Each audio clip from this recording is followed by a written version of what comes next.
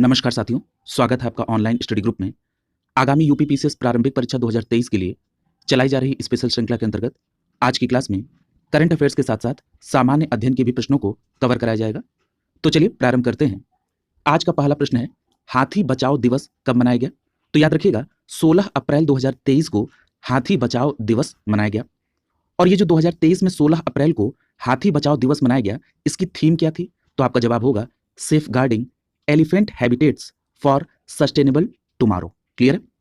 अगला प्रश्न देखिए, पूछा जा रहा है कि उत्तरा बाउकर का निधन हो गया है, ये किस क्षेत्र से संबंधित है? तो याद रखिएगा प्रसिद्ध अभिनेत्री थी उत्तरा बाउकर। क्लियर है? अगला प्रश्न पूछा जा रहा है कि भारत गौरव पर्यटन ट्रेन किस सर्किट पर चलेगी? तो याद रखिएगा अंबेडकर सर्किट पर यह प्रारंभ की गई है, भारत गौरव पर्यटक ट्रेन। क्लियर है? और इसका प्रारंभ किस स्टेशन से हुआ? तो याद रखिएगा हजरत निजामुद्दीन रेलवे स्टेशन जो कि नई दिल्ली में है, वहां से अंबेडकर सर्किट पर चलने के लिए भारत गौरव पर्यटक ट्रेन प्रारंभ हुई। अगला देखिए, अगला प्रश्न पूछा जा रहा है कि 125 फीट ऊंची अंबेडकर प्रतिमा का अनावरण कहां किया गया? तो आपका जवाब होगा तेलंगाना राज्य के हैदराबाद में 125 फीट ऊंची अंबेडकर प्रतिमा का अनावरण किया गया। अगला प्रश्न पूछा जा रहा है कि विश्व कला दिवस यानी वर्ल्ड आर्ट डे कब मनाया गया? तो याद रखिएगा 15 अप्रैल को विश्व कला दिवस मनाया गया और पहली बार विश्व कला दिवस 15 अप्रैल 2012 को मनाया गया था। अगला प्रश्न पूछा जा रहा है कि वर्ल्ड वॉइस डे कब मनाया गया? तो 16 अप्रैल को वर्ल्ड वॉइस डे मनाया गया। क्लियर है? अगला देखिए, अगला प्रश्न पूछा जा रहा है कि भारत का सबसे धनी मुख्यमंत्री किसे माना गया है? तो याद रखिएगा जगन मोहन रेड्डी, यानी जो सर्वे हुआ उसमें भारत के सबसे धनी मुख्यमंत्री के तौर पर जगन मोहन रेड्डी का नाम आया है और ये आंध्र प्रदेश के मुख्यमंत्री हैं। याद रखिएगा ये जो रिपोर्ट है ये डेमोक्रेटिक रिफॉर्म्स एसोसिएशन अर्थात एडीआर की रिपोर्ट के अनुसार ये बात सामने आई है कि भारत के सबसे धनी मुख्यमंत्री आंध्र प्रदेश के मुख्यमंत्री हैं, उनका नाम है जगन मोहन रेड्डी। अगला प्रश्न आपसे पूछा जा रहा है कि G20 कृषि मुख्य वैज्ञानिकों अर्थात मैक्स की बैठक कहां पर आयोजित होगी? तो याद रखिएगा वाराणसी में G20 कृषि मुख्य वैज्ञानिकों की बैठक आयोजित होगी और यह बैठक कब से कब तक आयोजित होगी? तो याद रखिएगा 17 से 19 अप्रैल 2023 के बीच यह बैठक आयोजित होगी। यदि आपसे यह पूछा जाए कि जो G20 कृषि मुख्य वैज्ञानिकों की बैठक वाराणसी में होगी, इसकी थीम क्या है? तो आपका जवाब होगा sustainable agriculture and food system for healthy people and planet. Clear है? Sustainable agriculture and food systems for healthy people and planet. अगला प्रश्न देखिए, पूछा जा रहा है कि नौसेना उड्डयन उद्योग आउटरीच कार्यक्रम का आयोजन कहां किया गया? तो याद रखिएगा कोलकाता में नौसेना उड्डयन उद्योग आउटरीच कार्यक्रम का आयोजन किया गया और यह आयोजन कब हुआ? तो याद रखिएगा 11 अप्रैल 2023 को। यहां पर एक बात और याद रखिएगा कि जो नौसेना के प्रथम भारतीय चीफ थे उनका नाम क्या था? तो याद रखिएगा वाइस एडमिरल R.D. कटारी। क्या नाम था? R.D. कटारी, ये नौसेना के प्रथम भारतीय चीफ थे। अगला देखिए, अगला प्रश्न आपसे पूछा जा रहा है कि देश की पहली semi high speed regional rapid rail transit system अर्थात RRTS का नाम क्या रखा गया है? तो याद रखिएगा इसका नाम रखा गया है रैपिडेक्स। क्या नाम रखा गया है? रैपिडेक्स, RAPIDX। याद रखिएगा ये 82 किलोमीटर लंबा है। क्लियर है? ये जो कॉरिडोर है कितना लंबा है? 82 किलोमीटर। याद रखिएगा ये जो रैपिडेक्स नाम रखा गया है ये किसके द्वारा रखा गया? तो राष्ट्रीय राजधानी क्षेत्रीय परिवहन निगम अर्थात NCRTC ने रैपिडेक्स नाम रखा है। किसका? देश की पहली semi high speed regional rapid rail transit system का। याद रखिएगा ये जो रैपिडेक्स है इसमें जो ट्रेनों की अधिकतम रफ्तार होगी वो होगी 160 किलोमीटर प्रति आवर। क्लियर है? अगला प्रश्न देखिए, पूछा जा रहा है कि द लैंग्वेज फ्रेंडशिप ब्रिज योजना किससे संबंधित है? तो याद रखिएगा भारतीय सांस्कृतिक संबंध परिषद द्वारा जो है ये परियोजना प्रारंभ की गई है जिसका नाम है द लैंग्वेज फ्रेंडशिप ब्रिज योजना। अब यह प्रश्न उठता है कि जो परियोजना ICCR द्वारा प्रारंभ की गई है इसका मूल उद्देश्य क्या है? तो याद रखिएगा उन पड़ोसी देशों में सांस्कृतिक पदचिन्ह का विस्तार करना जिनके साथ भारत का ऐतिहासिक संबंध था। क्लियर है? तो याद रखेंगे द लैंग्वेज फ्रेंडशिप ब्रिज योजना भारतीय सांस्कृतिक संबंध परिषद अर्थात ICCR द्वारा उन देशों में सांस्कृतिक पदचिन्ह का विस्तार करने के लिए चलाई गई जिनके साथ भारत के ऐतिहासिक संबंध हैं। याद रखिएगा ये जो भारतीय सांस्कृतिक संबंध परिषद है अर्थात ICCR ये विदेश मंत्रालय के तहत एक स्वायत्त संगठन है। क्लियर? अगला देखिए, यहां पर एक बात और याद रखिएगा कि ICCR की स्थापना कब हुई? तो याद रखिएगा 1950 में मौलाना अबुल कलाम आजाद के द्वारा, जो भारत के पहले शिक्षा मंत्री थे, उन्होंने ICCR की स्थापना की थी। क्लियर है? किसने? मौलाना अबुल कलाम आजाद ने 1950 में। अगला प्रश्न देखिए, पूछा जा रहा है कि लीगो इंडिया प्रोजेक्ट का संबंध किससे है? तो याद रखिएगा, ये जो लीगो इंडिया प्रोजेक्ट है इसका उद्देश्य है ब्रह्मांड के गुरुत्वीय तरंगों का पता लगाना। और ये जो लीगो इंडिया प्रोजेक्ट है ये कब से प्रारंभ होगा? तो याद रखिएगा 2030 से ये प्रारंभ होगा लीगो इंडिया प्रोजेक्ट। और ये कहां पर स्थित है? तो ये महाराष्ट्र के हिंगोली जिले में स्थित होगी। क्लियर है? अगला प्रश्न देखिए, अगला प्रश्न है उत्तर प्रदेश स्टेट चैंपियनशिप सब जूनियर बालक बालिका अंडर 17 कुश्ती चैंपियनशिप का आयोजन कहां किया गया? तो याद रखिएगा आगरा में उत्तर प्रदेश स्टेट चैंपियनशिप सब जूनियर बालक बालिका अंडर 17 कुश्ती चैंपियनशिप का आयोजन किया गया आगरा में। अगला प्रश्न पूछा जा रहा है कि प्रदेश में विकास कार्यों की रैंकिंग में शीर्ष 3 मंडल कौन कौन से हैं? तो याद रखिएगा पहले स्थान पर झांसी मंडल है, दूसरे स्थान पर अलीगढ़ मंडल है और तीसरे स्थान पर मुरादाबाद मंडल है। यदि हम 18वें स्थान की बात करें तो 18वें स्थान पर चित्रकूट मंडल आता है। क्लियर? अगला प्रश्न देखिए, पूछा जा रहा है कि उत्तर प्रदेश में लॉजिस्टिक व ट्रांसपोर्ट हब किसे बनाया जाएगा? तो याद रखिएगा अलीगढ़ को उत्तर प्रदेश में लॉजिस्टिक व ट्रांसपोर्ट हब बनाया जाएगा। अगला प्रश्न पूछा जा रहा है कि उत्तर प्रदेश का वह संस्थान कौन है जिसने देश की पहली मानव रहित कार बनाई है? तो याद रखिएगा उत्तर प्रदेश के प्रयागराज में एक संस्थान है जिसका नाम है मोतीलाल नेहरू राष्ट्रीय प्रौद्योगिकी संस्थान, जिसको शॉर्ट फॉर्म में MNNIT कहते हैं। इसने देश की पहली मानव रहित कार बनाई है। अगला प्रश्न देखिए, पूछा जा रहा है कि उत्तर प्रदेश वेट लिफ्टिंग संघ की पहली महिला उपाध्यक्ष कौन बनी है? तो याद रखिएगा वाराणसी की स्वाति सिंह उत्तर प्रदेश वेट लिफ्टिंग संघ की पहली महिला उपाध्यक्ष बनी है। यदि हम अध्यक्ष की बात करें तो नोएडा की सबीना यादव नोएडा की हैं जो उत्तर प्रदेश वेट लिफ्टिंग संघ की अध्यक्ष बनी। क्लियर? अगला प्रश्न देखिए, पूछा जा रहा है कि इंटरनेशनल एग्रीकल्चर रिसर्च सेंटर कहां बनेगा? तो याद रखिएगा गोरखपुर विश्वविद्यालय के कृषि एवं प्राकृतिक विज्ञान संस्थान में इंटरनेशनल एग्रीकल्चर रिसर्च सेंटर बनेगा। अगला प्रश्न पूछा जा रहा है कि 41वें रामायण मेले का आयोजन कहां किया गया? तो याद रखिएगा अयोध्या में 41वें रामायण मेले का आयोजन किया गया। अगला प्रश्न आपसे पूछा जा रहा है कि 2 दिवसीय दिव्यांग T20 प्रतियोगिता का आयोजन कहां किया गया? तो याद रखिएगा वाराणसी में 2 दिवसीय दिव्यांग T20 प्रतियोगिता का आयोजन किया गया। अगला प्रश्न आपसे पूछा जा रहा है कि सूरदास महोत्सव का आयोजन कहां किया जाए? तो याद रखिएगा वृंदावन मथुरा में सूरदास महोत्सव का आयोजन किया गया।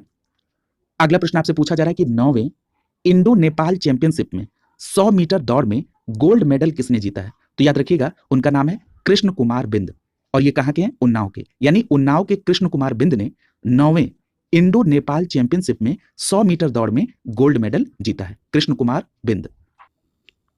अगला प्रश्न है फीफा वर्ल्ड कप जो कि कतर में आयोजित हुआ, इसमें दी जाने वाली ट्रॉफी और बॉक्स का निर्माण कहां किया गया? तो याद रखिएगा आगरा में जो कि उत्तर प्रदेश में है। फीफा वर्ल्ड कप में जो दी जाने वाली ट्रॉफी और बॉक्स है इसका निर्माण किया गया। और आगरा के में किसके द्वारा किया गया? तो अदनान शेख के द्वारा। यानी अगर एक लाइन में इसको बताया जाए तो आगरा के अदनान शेख ने फीफा वर्ल्ड कप में दी जाने वाली ट्रॉफी और बॉक्स का निर्माण किया है। अगला प्रश्न आपसे पूछा जा रहा है कि ददरी मेले का आयोजन कहां किया गया और इसकी क्या विशेषता है? तो याद रखिएगा ददरी मेला भारत का दूसरा सबसे बड़ा पशु मेला है। दूसरी बात, इसका आयोजन बलिया में होता है। और याद रखिएगा ये जो ददरी मेला है ये कार्तिक पूर्णिमा को अर्थात अक्टूबर नवंबर माह में आयोजित किया जाता है। याद रखिएगा ये जो ददरी मेला है जो कि बलिया में होता है, यह मेला महर्षि भृगु के शिष्य दरदर मुनि के सम्मान में आयोजित किया जाता है। इन्हीं दरदर मुनि के नाम पर इस मेले का नाम ददरी मेला पड़ा है। किसके शिष्य हैं? महर्षि भृगु के। अगला प्रश्न है 2 भारतीय समुद्री तटों को ब्लू फ्लैग प्रमाण पत्र मिला है, इनके नाम क्या है और ये कहां से संबंधित है? तो याद रखिएगा इसमें पहला नाम है मिनीकॉय थुंडी समुद्री तट और दूसरा नाम है कदमत समुद्री तट। इन दोनों का संबंध लक्षद्वीप से है। यानी एक लाइन में समराइज करें तो लक्षद्वीप के 2 समुद्री तट, पहला है मिनीकॉय थुंडी समुद्री तट और दूसरा है कदमत समुद्री तट, इन्हें ब्लू फ्लैग प्रमाण पत्र मिला है। और इनको ब्लू फ्लैग प्रमाण पत्र मिलने के बाद भारत में ब्लू फ्लैग प्रमाणित समुद्री तटों की संख्या 12 हो गई है। क्लियर है? अगला प्रश्न देखिए, पूछा जा रहा है कि 76वां इन्फेंट्री डे यानी पैदल सेना दिवस कब मनाया गया? तो याद रखिएगा 27 अक्टूबर को 76वां इन्फेंट्री डे अर्थात पैदल सेना दिवस मनाया गया। अगला प्रश्न है कि विश्व ओजोन दिवस कब मनाया गया? तो याद रखिएगा 16 दिसंबर को विश्व ओजोन दिवस मनाया गया। अगला प्रश्न काफी महत्वपूर्ण है, कृषि से संबंधित है। पूछा जा रहा है कि DMH11 का संबंध किससे है? तो याद रखिएगा DMH11 सरसों की एक किस्म है। अगला प्रश्न पूछा जा रहा है कि NDC सिंथेसिस रिपोर्ट 2022 किसके द्वारा जारी की गई? तो याद रखिएगा UNFCCC ने NDC सिंथेसिस रिपोर्ट 2022 जारी की। अब प्रश्न उठता है कि UNFCCC क्या है। तो सबसे पहले इसका फुल फॉर्म देखिए। UNFCCC का फुल फॉर्म है United Nations framework convention on climate change, और इसे लागू कब से किया गया? तो 21 मार्च 1994 से। किस उद्देश्य से UNFCCC को बनाया गया? तो जलवायु से संबंधित कार्यों और नीतियों का संपादन करने हेतु। याद रखिएगा, अगर आपसे पूछा जाए कि UNFCCC का सचिवालय कहां पर है, तो जर्मनी के वॉन में इसका सचिवालय है, और वर्तमान में 198 देश इसके पक्षकार है। याद रखिएगा, UNFCCC के द्वारा ही कॉप का आयोजन किया जाता है। कॉप का मतलब कॉन्फ्रेंस ऑफ पार्टीज का आयोजन UNFCCC के द्वारा ही किया जाता है। तो बात कर ली जाए COP26 का आयोजन कहां किया गया, तो याद रखिएगा स्कॉटलैंड के ग्लासगो में COP26 का आयोजन किया गया, और COP27 का आयोजन मिस्र के शर्म अल शेख में होगा। क्लियर? अगला प्रश्न देखिए, पूछा जा रहा है कि अंतरराष्ट्रीय नागर विमानन संगठन अर्थात ICAO की वायु परिवहन समिति अर्थात ATC के अध्यक्ष के तौर पर किसको नामित किया गया? तो याद रखिएगा, डॉक्टर शेफाली जुनेजा को अंतरराष्ट्रीय नागर विमानन संगठन की वायु परिवहन समिति की अध्यक्ष के तौर पर नामित किया गया है। किसको? डॉक्टर शेफाली जुनेजा को। अगला प्रश्न देखिए, पूछा जा रहा है कि RBI को भारत में बैंक नोट यानी 1 रुपए के नोट और सिक्कों को छोड़कर जारी करने का जो अधिकार है, ये किससे प्राप्त होता है? तो याद रखिएगा, RBI अधिनियम 1934 की धारा 22 के तहत RBI को भारत में नोट जारी करने का अधिकार मिलता है। क्लियर? यहां पर एक बात और याद रखिएगा कि अभी बीच में चर्चा आई थी कि जो करेंसी नोट है उसमें गांधी जी को हटाकर भगवान और देवी देवताओं की का चित्र लगाया जाए। तो यह प्रश्न आपसे पूछा जा सकता है कि करेंसी नोट की जो डिजाइन है इसमें अगर बदलाव करना हो तो किसके अनुमोदन की आवश्यकता है? तो याद रखिएगा, करेंसी नोट के डिजाइन में बदलाव के लिए RBI और केंद्र सरकार के अनुमोदन की आवश्यकता है। लेकिन अगर हम बात करें सिक्कों के डिजाइन की, तो सिक्कों के डिजाइन में परिवर्तन के लिए केंद्र सरकार के अनुमोदन की आवश्यकता होती है। क्लियर? अगला प्रश्न देखिए, पूछा जा रहा है कि राज्यों के गृह मंत्री का जो चिंतन शिविर है इसका आयोजन कहां किया गया? तो याद रखिएगा, राज्यों के गृह मंत्रियों का जो चिंतन शिविर है वो सूरजकुंड हरियाणा में आयोजित किया गया है। कहां पर? सूरजकुंड हरियाणा में। अगला प्रश्न आपसे पूछा जा रहा है कि मानव विकास सूचकांक यानी HDI 2021 किसके द्वारा जारी किया गया? तो याद रखिएगा, UNDP United Nation development programme के द्वारा मानव विकास सूचकांक 2021 जारी किया गया, और इसमें पहला स्थान किसका है? स्विट्जरलैंड का, और भारत का स्थान इसमें 132वां है। एक प्रश्न आपकी परीक्षा में पूछा जाता है कि जो SDI की गणना होती है यानी ह्यूमन डेवलपमेंट इंडेक्स की जो गणना होती है इसके आधार क्या होते हैं? तो इसमें पहला आधार है जन्म के समय जीवन प्रत्याशा, दूसरा है स्कूली शिक्षा के औसत वर्ष, तीसरा है स्कूली शिक्षा के अपेक्षित वर्ष, अगला है प्रति व्यक्ति सकल राष्ट्रीय आय अर्थात GNI। इनके आधार पर मानव विकास सूचकांक तैयार किया जाता है, जिसमें भारत का स्थान कौन सा है? 132वां। अगला प्रश्न देखिए, पूछा जा रहा है कि ब्लू फ्लैग प्रमाणन किसके द्वारा दिया जाता है? अभी चर्चा हुई थी, तो यह चर्चा हुई थी कि किसको मिला है। अब यहां पर चर्चा हो रही है कि ब्लू फ्लैग जो प्रमाण पत्र है ये कौन देता है? तो याद रखिएगा, foundation for environment environment education के द्वारा ये ब्लू फ्लैग प्रमाणन दिया जाता है, जो कि डेनमार्क में है। क्लियर? यानी FEE के द्वारा ब्लू फ्लैग प्रमाण पत्र दिया जाता है। FEE का फुल फॉर्म क्या है? फाउंडेशन फॉर एनवायरमेंट एजुकेशन, और ये कहां पर है? डेनमार्क में। और यदि आपसे पूछा जाए कि FEE की स्थापना कब हुई थी, तो आपका जवाब होगा 1981 में। कब हुई थी? 1981 में। अगला प्रश्न आपसे पूछा जा रहा है कि विश्व स्वास्थ्य शिखर सम्मेलन 2022 का आयोजन कहां किया गया? तो याद रखिएगा, बर्लिन जर्मनी में विश्व स्वास्थ्य शिखर सम्मेलन 2022 का आयोजन किया गया, बर्लिन जर्मनी में। याद रखिएगा, इसका प्रारंभ 2009 में हुआ था, और यह पहली बार ऐसा होगा कि इसकी सह मेजबानी WHO के द्वारा की गई है। क्लियर? यानी विश्व स्वास्थ्य शिखर सम्मेलन 2022 का आयोजन बर्लिन जर्मनी में हुआ, इसका प्रारंभ 2009 से हुआ था, और यह पहली बार ऐसा हो रहा है कि इसमें सह मेजबानी कर रहा है कौन? WHO। अगला प्रश्न देखिए, अगला प्रश्न पूछा जा रहा है कि आसियान क्षेत्रीय मंच अर्थात ARF की स्थापना कब की गई? तो याद रखिएगा, 1994 में आसियान क्षेत्रीय मंच अर्थात ARF की स्थापना की गई। याद रखिएगा, ये जो आसियान क्षेत्रीय मंच है ये हिंद प्रशांत क्षेत्र में सुरक्षा वार्ता हेतु एस्टैब्लिश किया गया, और इसमें सदस्य कितने हैं? 27। क्लियर? अगला प्रश्न देखिए, अगले प्रश्न में आपसे पूछा जा रहा है कि जो अगस्त घोषणा है ये कब हुई और ये किससे संबंधित है? तो याद रखिएगा, 20 अगस्त 1917 को मॉन्टेग्यू ने भारत के संबंध में ब्रिटिश सरकार की भावी नीति की घोषणा की। इसी को कहा जाता है अगस्त घोषणा। क्लियर? यानी अगस्त घोषणा किसने की थी? मॉन्टेग्यू ने। कब की थी? 20 अगस्त 1917 को। याद रखिएगा, इसे आप चाहे मॉन्टेग्यू घोषणा कहिए या अगस्त घोषणा, इसका उद्देश्य था कि भारत में एक उत्तरदायी सरकार की स्थापना की जाए जिससे शासक निर्वाचित सदस्यों के प्रति उत्तरदायी हो सके। क्लियर है? अगला प्रश्न देखिए, अगले प्रश्न में पूछा जा रहा है कि अगस्त प्रस्ताव किसे कहा जाता है। क्लियर है। तो ये 8 अगस्त 1940 को जो वायसराय लिलितगो ने प्रस्ताव दिया था उसे कहा जाता है अगस्त प्रस्ताव। क्लियर है। तो यहां पर अगस्त से संबंधित जितने भी आते हैं स्टेटमेंट उन सबको क्लियर आप कर लेंगे। आपने अगस्त घोषणा देख लिया, आपने अगस्त प्रस्ताव देख लिया। अब अगली बारी है अगस्त संकल्प या अगस्त क्रांति की। तो याद रखिएगा अगस्त 1942 में गांधी जी ने भारत छोड़ो आंदोलन का प्रारंभ करने की घोषणा की। इसी को अगस्त संकल्प या अगस्त क्रांति के नाम से जानते हैं। क्लियर है। अगला प्रश्न पूछा जा रहा है कि प्रत्यक्ष कार्रवाई दिवस कब मनाया जाता है। तो याद रखिएगा 16 अगस्त 1946 को प्रत्यक्ष कार्रवाई दिवस मनाई गई। अगला प्रश्न पूछा जा रहा है कि सीआर फार्मूला कब आया। तो याद रखिएगा मार्च 1944 में सीआर फार्मूला आया। इसे सी राजगोपालचारी योजना के नाम से भी जानते हैं। कब आई? मार्च 1944 में। यदि आपसे पूछा जाए कि वेवल योजना कब आई तो याद रखिएगा 1945 में वेवल योजना आई। इसी प्रकार अगर आपसे पूछा जाए कि देसाई लियाकत समझौता कब हुआ तो याद रखिएगा 1945 में ही देसाई लियाकत समझौता हुआ। अगला प्रश्न पूछा जा रहा है कि Mohammedan Anglo Oriental College Aligarh के प्रथम प्राचार्य कौन थे। तो याद रखिएगा थियोडोर बेक। क्या नाम है? Theodore Beck. ये Mohammedan Anglo Oriental College Aligarh के पहले प्राचार्य थे। अगला प्रश्न देखिए। अगला प्रश्न पूछा जा रहा है कि जो इल्बर्ट बिल है ये किसके समय में पारित हुआ और कब हुआ। तो याद रखिएगा 1883 में रिपन के समय इल्बर्ट बिल पास हुआ था।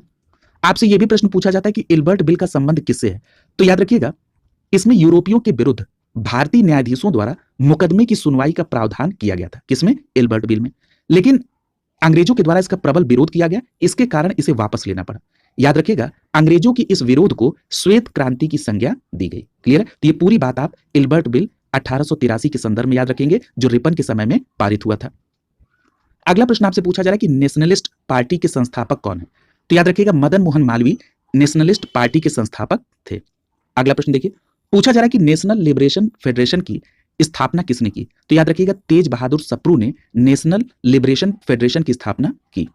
अगला प्रश्न पूछा जा रहा है कि मुस्लिम लीग ने मुक्ति दिवस कब मनाया। तो याद रखिएगा 22 दिसंबर 1939 को मुस्लिम लीग ने मुक्ति दिवस मनाया।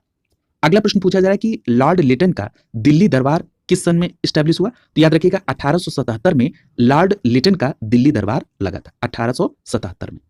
अगला प्रश्न देखिए। पूछा जा रहा है गोलमेज सम्मेलन के बारे में। तो याद रखिएगा जो पहला गोलमेज सम्मेलन था उसका आयोजन 12 नवंबर 1930 से 19 जनवरी 1931 तक रहा। दूसरा गोलमेज सम्मेलन 7 सितंबर 1931 से 1 दिसंबर 1931 तक रहा। और तीसरा गोलमेज सम्मेलन 17 नवंबर 1932 से 24 दिसंबर 1932 तक रहा। ये तीनों गोलमेज सम्मेलन के ड्यूरेशन को आप निश्चित तौर पर याद रखेंगे। अगला प्रश्न देखिए। पूछा जा रहा है कि पूर्ण राष्ट्रीय स्वतंत्रता की घोषणा कब की गई। तो याद रखिएगा 31 दिसंबर 1929 को पूर्ण राष्ट्रीय स्वतंत्रता की घोषणा की गई। क्लियर है। 31 दिसंबर 1929 को पूर्ण राष्ट्रीय स्वतंत्रता की घोषणा की गई। याद रखिएगा अगर आपसे यह पूछा जाए कि पूर्ण स्वराज दिवस कब मनाया गया तो याद रखिएगा 26 जनवरी 1930 को पूर्ण स्वराज दिवस मनाया गया। क्लियर है। अगला देखिए। अगला प्रश्न पूछा जा रहा है कि वुड घोषणा पत्र किसके द्वारा और कब आया। तो याद रखिएगा चार्ल्स वुड के द्वारा वुड घोषणा पत्र 19 जुलाई 1854 को जारी हुआ। अगला प्रश्न पूछा जा रहा है कि हंटर आयोग की स्थापना किसके समय में। तो याद रखिएगा लॉर्ड रिपन के द्वारा 1882 में इसकी स्थापना, हंटर आयोग की स्थापना की गई। यानी हंटर आयोग की स्थापना किसके समय में? लॉर्ड रिपन के द्वारा 1882 में। अगला प्रश्न पूछा जा रहा है कि सैडलर आयोग की स्थापना। तो याद रखिएगा 1917 में कलकत्ता विश्वविद्यालय की समस्या के अध्ययन के उद्देश्य से सैडलर आयोग की स्थापना की गई। अगला प्रश्न पूछा जा रहा है कि सार्जेंट योजना किससे संबंधित है और किसके द्वारा प्रस्तुत। तो याद रखिएगा 1944 में केंद्रीय शिक्षा सलाहकार मंडल ने प्रस्तुत की थी सार्जेंट योजना। कब से संबंधित है? 1944 से। अगला देखिए। अगला प्रश्न पूछा जा रहा है कि अहोम विद्रोह कब और कहां और किसके नेतृत्व में। तो याद रखिएगा 1828 में गोमधर कुंवर के नेतृत्व में असम में अहोम विद्रोह हुआ। क्लियर। अगला प्रश्न पूछा जा रहा है खासी विद्रोह। तो याद रखिएगा खासी विद्रोह 1829 से 1833 तक किसके नेतृत्व में? तीरथ सिंह के नेतृत्व में। और यह खासी विद्रोह कहां हुआ? मेघालय में। क्लियर है। अगला देखिए। अगला प्रश्न पूछा जा रहा है कि कोल विद्रोह। तो कोल विद्रोह 1831 से 32 तक। और याद रखिएगा किसके नेतृत्व में? बुद्धू या बुद्धू भगत के नेतृत्व में कोल विद्रोह 1831 से 1832 में हुआ। और कहां पर? तो छोटा नागपुर पठार। क्लियर है। अगला देखिए। अगला प्रश्न पूछा जा रहा है कि संथाल विद्रोह कब हुआ। तो याद रखिएगा 1855 से 56 के बीच में संथाल विद्रोह हुआ। याद रखिएगा इन चार भाइयों के द्वारा इसको लीड किया गया, सिद्धू, कान्हू, चांद और भैरव। सिद्धू, कान्हू, चांद और भैरव, इनके द्वारा संथाल विद्रोह चलाया गया 1855 से 56 में। और ये संथाल विद्रोह कहां पे हुआ? बंगाल में हुआ। क्लियर? इसका कुछ इलाका वर्तमान झारखंड में भी आता है। क्लियर? अगला देखिए, पूछा जा रहा है कि गांधी जिन्ना वार्ता कब हुई? तो याद रखिएगा, गांधी और जिन्ना के बीच वार्ता सितंबर 1944 से संबंधित है। क्लियर?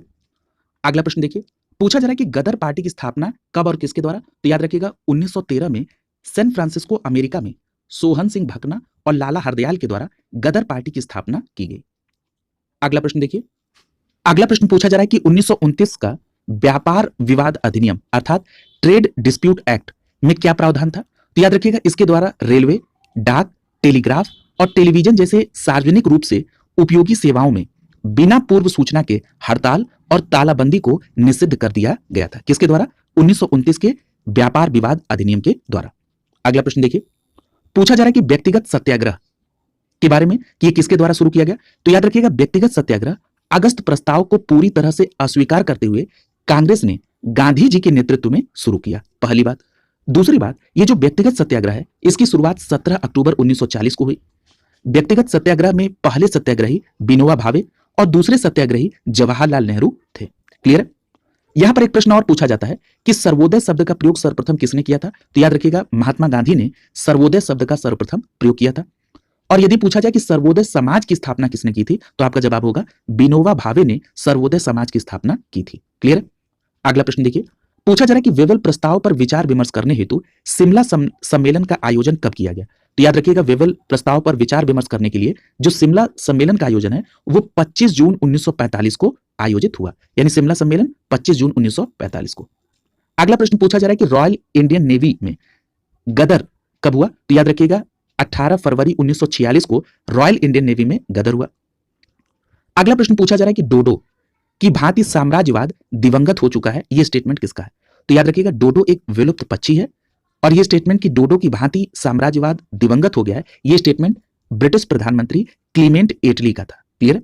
अगला प्रश्न देखिए, पूछा जा रहा है कि यहां यानी भारत में एक क्रांति होने जा रही है, हमें जल्द से जल्द यहां से निकल लेना चाहिए, यानी यहां से चले जाना चाहिए, यह स्टेटमेंट किसका था?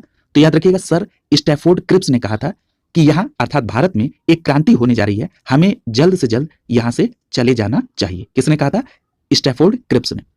अगला प्रश्न पूछा जा रहा है कि भारत और पाकिस्तान के बीच शिमला समझौता कब हुआ था? तो याद रखिएगा, 2 जुलाई 1972 को भारत और पाकिस्तान के बीच शिमला समझौता हुआ था। अगला प्रश्न देखिए, पूछा जा रहा है कि चंद्रशेखर आजाद की शहादत कब हुई थी? तो याद रखिएगा, चंद्रशेखर आजाद की शहादत 27 फरवरी 1931 को हुई थी। कब? 27 फरवरी 1931 को। यदि आपसे पूछा जाए कि भगत सिंह, सुखदेव और राजगुरु को फांसी कब दी गई, तो आपका जवाब होगा 23 मार्च 1931 को। अगला प्रश्न देखिए, पूछा जा रहा है कि प्रथम अखिल भारतीय समाजवादी युवा कांग्रेस का आयोजन कब हुआ? तो याद रखिएगा, प्रथम अखिल भारतीय समाजवादी युवा कांग्रेस का आयोजन 27 दिसंबर 1928 को हुआ और इसकी अध्यक्षता किसने की? जवाहरलाल नेहरू ने। क्लियर है? याद रखेंगे। अगला प्रश्न देखिए, पूछा जा रहा है कि भारतीय रियासतों के शासकों के विशेष अधिकारों और प्रिवी पर्स को समाप्त कर दिया गया किस संविधान संशोधन के द्वारा? तो याद रखिएगा, 26वें संविधान संशोधन अधिनियम के द्वारा भारतीय रियासतों के शासकों के विशेष अधिकारों और प्रिवी पर्स को समाप्त कर दिया गया। किसके द्वारा?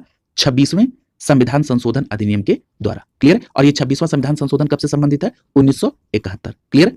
अगला देखिए, अगला प्रश्न पूछा जा रहा है कि कामराज योजना का उद्देश्य क्या है? तो याद रखिएगा, भारतीय राष्ट्रीय कांग्रेस को जीवंत बनाने के लिए कामराज योजना आई थी। अगला प्रश्न देखिए, पूछा जा रहा है कि संसद की संविधान संशोधन की जो शक्ति है और उसके लिए जो प्रक्रिया है, ये किस अनुच्छेद में वर्णित है? तो याद रखिएगा, अनुच्छेद 368 में संसद की संविधान संशोधन की शक्ति और उसकी प्रक्रिया वर्णित है। किस भाग में है ये? तो याद रखिएगा, संविधान संशोधन भाग 20 में है। और याद रखिएगा, अनुच्छेद 368 में जो संशोधन की विधियां हैं, इसमें 2 विधियों का उल्लेख है। पहली क्या है? पहली विधि है जिसके अनुसार संविधान संशोधन विधेयक भारत की संसद के दोनों सदनों द्वारा अलग अलग विशेष बहुमत द्वारा पारित होना आवश्यक है। यानी संविधान संशोधन की जो पहली विधि है वो है विशेष बहुमत की विधि, यानी विशेष बहुमत द्वारा कोई संविधान संशोधन पारित किया जाए। अब विशेष बहुमत में क्या है? तो विशेष बहुमत में कहा जाता है कि कुल सदस्यों के आधे से अधिक और उपस्थित और मतदान करने वाले सदस्यों के 2/3 बहुमत से पारित होता है कोई विधेयक, तो उसे कहते हैं विशेष बहुमत से पारित विधेयक। क्लियर है? यानी कुल सदस्यों के आधे से अधिक और उपस्थित और मतदान करने वाले सदस्यों के 2/3 बहुमत से पारित होना चाहिए। अब इसमें जो दूसरी विधि है वो ये है कि विशेष बहुमत के साथ साथ आधे से अधिक राज्यों की विधानसभाओं का भी अनुमोदन आवश्यक है। अब देखिए, ऐसे कौन से संविधान संशोधन है जिसमें विशेष बहुमत के साथ साथ आधे से अधिक राज्यों की विधानसभाओं का अनुमोदन भी आवश्यक होता है? जरा इनको भी देख लीजिए।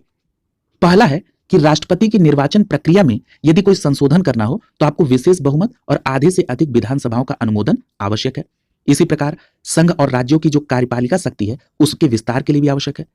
इसके अलावा सुप्रीम कोर्ट और हाई कोर्ट के गठन और उसके क्षेत्राधिकार में अगर कोई संशोधन करना हो तब भी ये प्रक्रिया, संसद में राज्यों के प्रतिनिधित्व को लेकर अगर बदलाव करना हो या संविधान संशोधन की प्रक्रिया में यदि कोई बदलाव करना हो तब भी विशेष बहुमत और आधे से अधिक राज्यों का अनुमोदन चाहिए। इसके अलावा 7वीं सूची में वर्णित सूचियों की प्रविष्टि में अगर कोई बदलाव करना हो तब भी आपको विशेष बहुमत और आधे से अधिक विधानसभाओं का अनुमोदन आवश्यक है।